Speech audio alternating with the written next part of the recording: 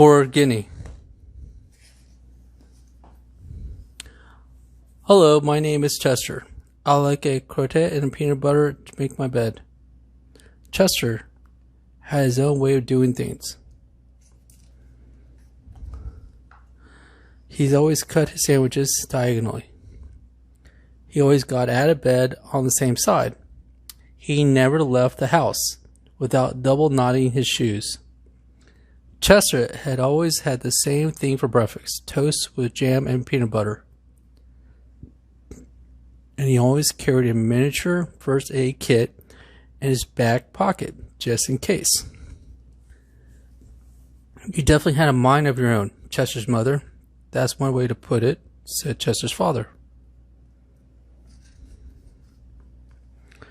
Chester's best friend, Wilson, was exactly the same way. That's why we're best friends.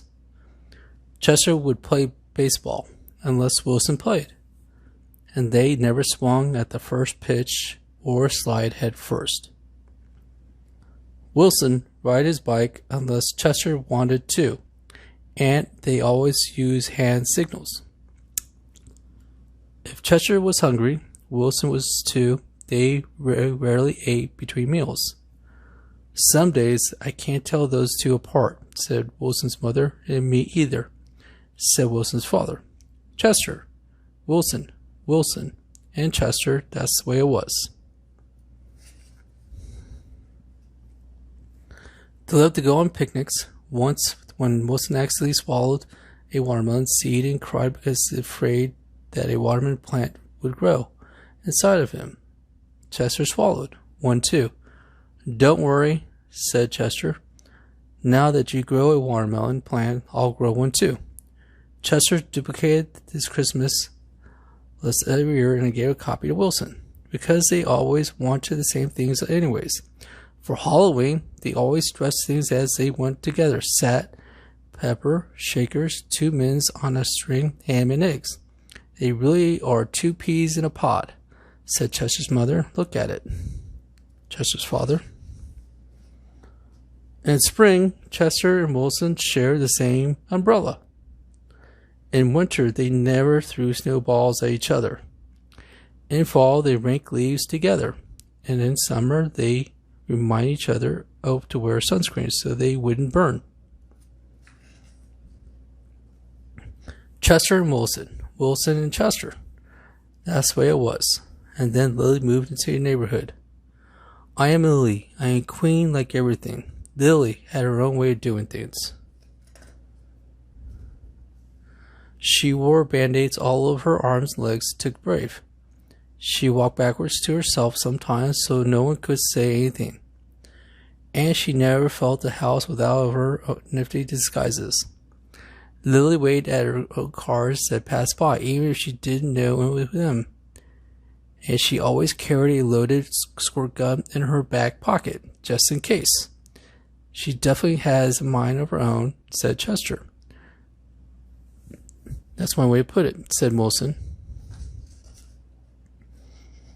When Lilly asked Chester and Wilson to play, they were busy. When she called up to the phone, they disguised their voices and said they were on home. If Lilly was walking on one side of the street, Chester and Wilson crossed the other side and hid.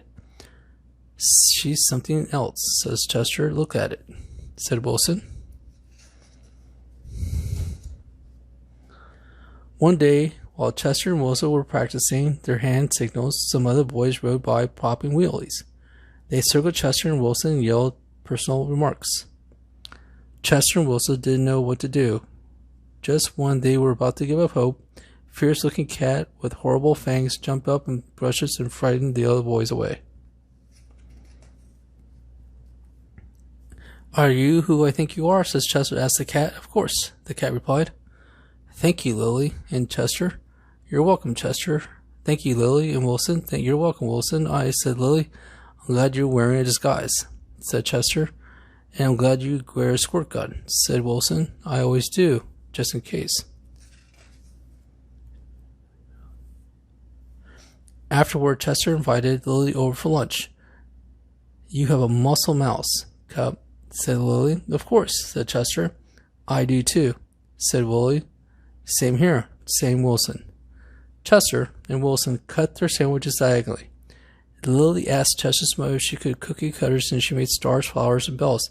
That's neat, said Chester. Wow, said Wilson. That night, Lilly invited Chester and Wilson to sleep over.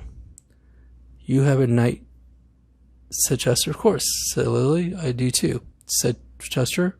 Same here, said Wilson. Chester and Wilson wanted to toast with jam and peanut butter for breakfast next morning. Boring, said Lilly. Try this instead. This is good, said Chester. Wow, and Wilson. After that, when Lilly asked Chester to play, he said yes. And she called them up on the phone, and they were pleasant in conversation. And if Lilly was walking onto the side of the street, Chester and Wilson waved and ran to catch up with her. Chester and Wilson taught Lilly hand signals, and she taught them how to pot willies. Lilly taught Chester and Wilson how to talk backwards, and they taught her how to double knot her shoes. Some days I can't tell three apart, Lilly's mother. Me either, said the father. Chester and Wilson, Lilly, and Wilson and Chester, that's the way it was. For Halloween, they dressed the three blind mice. For Christmas, they gave Chester and Wilson nifty disguises. They gave her a box of multicolored shoelaces, extra long for double knotting.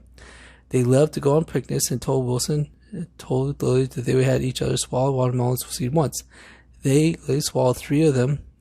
I'll grow watermelon plant for each of us. And in spring, Wilson and Lilly had the same umbrella. In winter, they threw snowballs at each other. Fall, they raked leaves together. In summer, they remained each other to wear sunscreen as they didn't burn. And Chester and Wilson and Lilly. Lilly and Wilson and Chester. That's the way it was.